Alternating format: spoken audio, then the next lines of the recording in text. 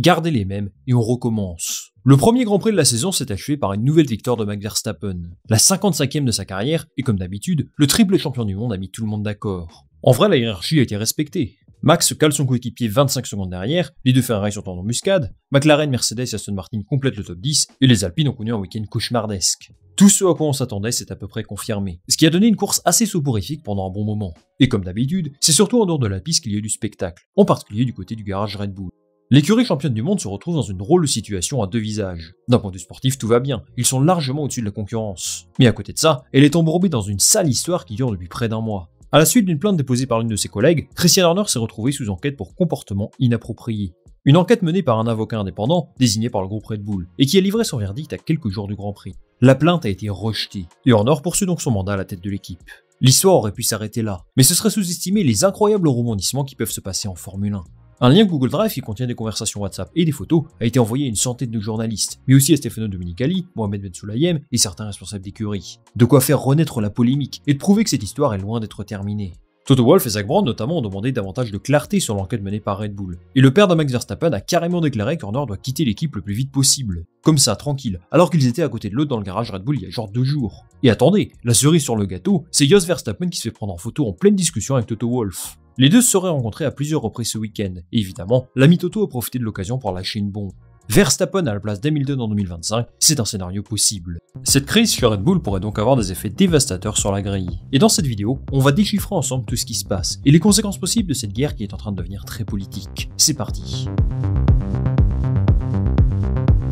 Reprenons les choses dans l'ordre. Christian Horner a été, selon son écurie, exonéré des accusations portées contre lui. L'enquête menée par l'avocat indépendant a conclu qu'il n'était pas nécessaire d'aller plus loin, et que toutes les informations liées à cette affaire resteront privées. Mais une source anonyme a donc contacté une grosse partie du paddock, avec pas mal de contenu compromettant, et qui laisse planer le doute sur les processus employés pendant l'enquête. C'est sans doute le plus gros problème dans cette histoire. Il y a un certain manque de clarté. Alors le processus est indépendant, et l'avocat en charge n'a a priori pas de contact établi avec eux. Mais la vérité, c'est qu'il a été choisi par la direction du groupe Red Bull, et donc ça laisse la porte ouverte à pas mal de questions. Si c'était la justice anglaise qui avait dit « Ok, on va lancer une enquête en lien avec une plainte qu'on a reçue », eh bien ça aurait tout changé. Ou alors simplement la FIA, qui est un organisme indépendant, et qui a le pouvoir de mener une enquête si une plainte est déposée. Dans un conflit interne à l'entreprise, n'est-ce pas normal que ce soit l'entreprise elle-même qui soit en charge de l'investigation ? Mais d'un autre côté, c'est la FIA qui supervise cette entreprise, et le sport de manière générale, et qui peut sanctionner ses participants si elle juge qu'il y a un dysfonctionnement. Et en tant que détenteurs des droits commerciaux de la Formule 1, Liberty Media et Stefano Domenicali n'ont-ils pas eux aussi un pouvoir de décision là-dedans ? C'est très difficile à dire, et je pense que seule une équipe d'avocats peut déterminer quelle est la meilleure façon de résoudre tout ça.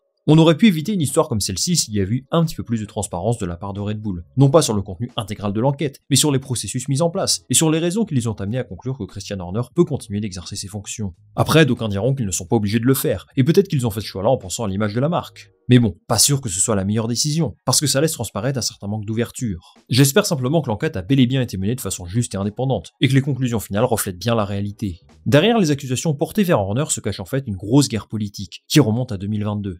Suite au décès du patron historique de Red Bull, Dietrich Mateschitz, les tensions entre Christian Horner et Helmut Marko n'ont cessé de grandir. Pas mal de rumeurs ont circulé sur leur relation, qui a priori s'est grandement détériorée. On sait qu'Helmut Marko était ami avec Mateschitz, et qu'il était en quelque sorte son porte-parole dans l'écurie. Suite à son décès, il y a eu pas mal de changements organisationnels. Et à ce moment-là, Christian Horner aurait souhaité s'affirmer un petit peu plus, au détriment d'Helmut Marko. Il y a une sorte de cassure entre les deux depuis quelques années. On sait qu'il y a eu des sorties médiatiques très limites, sur Checo Pérez notamment, et qu'il aimerait tout simplement renforcer sa présence dans l'équipe, pour pourquoi pas en assurer seul le contrôle. Sauf que ça, ce n'est pas vraiment au goût du nouveau patron de Red Bull, Oliver Mintzlaff, qui lui aurait bien aimé se séparer de Christian Horner avant que toute cette histoire ne voie le jour. Selon Motorsport Total, qui appartient à Motorsport et est donc très réputé, il aurait carrément décidé de le licencier, avec l'objectif de protéger sa vie privée et bien entendu les intérêts du groupe Red Bull. Mais Christian Horner aurait lui refusé de partir, ce qui nous amène dans cette drôle de situation dans laquelle nous sommes aujourd'hui. Et dans tout ça, il y a également quelqu'un d'autre qui verrait un départ de Christian Horner d'un bon œil, Jos Verstappen, le père de Max. Alors lui n'y est pas allé de main morte. Il a déclaré, je cite, que tant qu'il reste en place, il y aura des tensions, et que l'équipe risque d'exploser. Il estime qu'Horner joue la victime, alors qu'il est à l'origine des problèmes. C'est une attaque frontale, et qui ne laisse plus place au doute.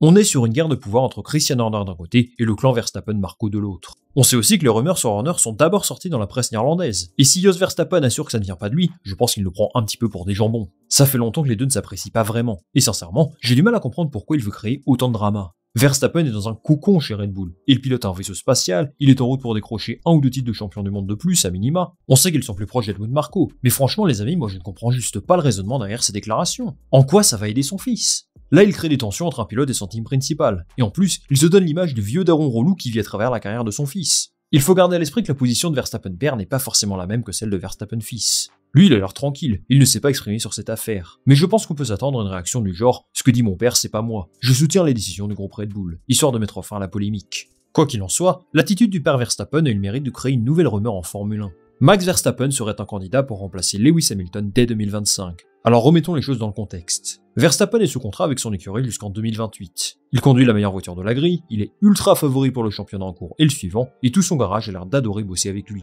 Alors franchement, quelle raison aurait-il de vouloir partir pour Mercedes, qui a gagné une seule course en 2 ans? J'y vois donc davantage un exercice de communication de la part du père Verstappen, pour mettre la pression sur Horner plus qu'autre chose. Franchement, un départ de Max vers Mercedes, là maintenant, il faudrait vraiment un tremblement de terre pour que ça arrive. En tout cas, si jamais Max part, il se pourrait que Fernando Alonso soit en tête de liste pour le remplacer. D'autant qu'on a aperçu son manager Flavio Briatore avec Horner dans le paddock ce week-end.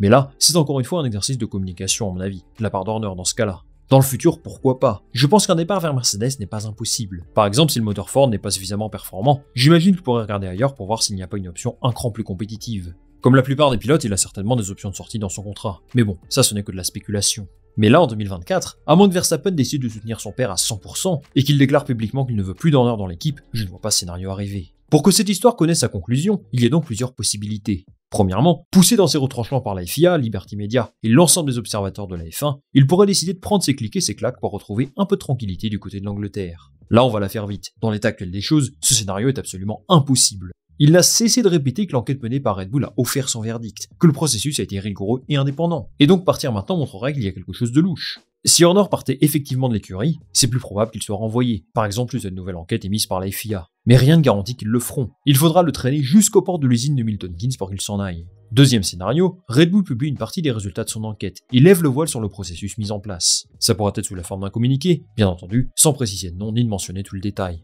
C'est ce que réclament notamment Toto Wolff et Zak Brown, qui évidemment, voilà une occasion en or de faire vaciller leur ennemi juré. Il faut croire en leurs bonnes intentions, bien sûr, mais soyons honnêtes. On peut également penser que pour eux, l'occasion est belle d'appuyer là où ça fait mal, d'éliminer quelqu'un qui a construit l'équipe qui domine la Formule 1 aujourd'hui. Troisième scénario, l'écurie Red Bull soutient l'union sacrée et déclare qu'ils ne sont pas vraiment intéressés par ce qui se passe en dehors de la piste. Le plus important, ce sont les résultats, d'offrir à Max Verstappen et Checo Pérez la voiture la plus compétitive possible et de décrocher ensemble de nouveaux titres.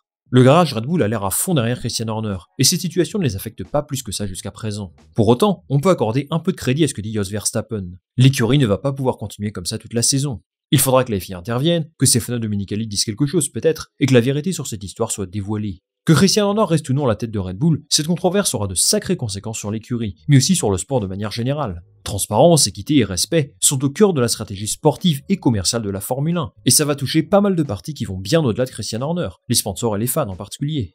Une chose est sûre, tous les regards seront tournés vers Red Bull ces prochaines semaines, et pas seulement sur la piste. Merci beaucoup les amis d'être restés jusqu'au bout de cette vidéo. Je vous attends en commentaire pour me dire tout ce que vous pensez de cette affaire avec Christian Horner. Si cette vidéo vous a plu, je vous invite à la liker, à la partager autour de vous, et bien entendu à vous abonner. On va se retrouver très rapidement pour une nouvelle vidéo. Salut, à la prochaine.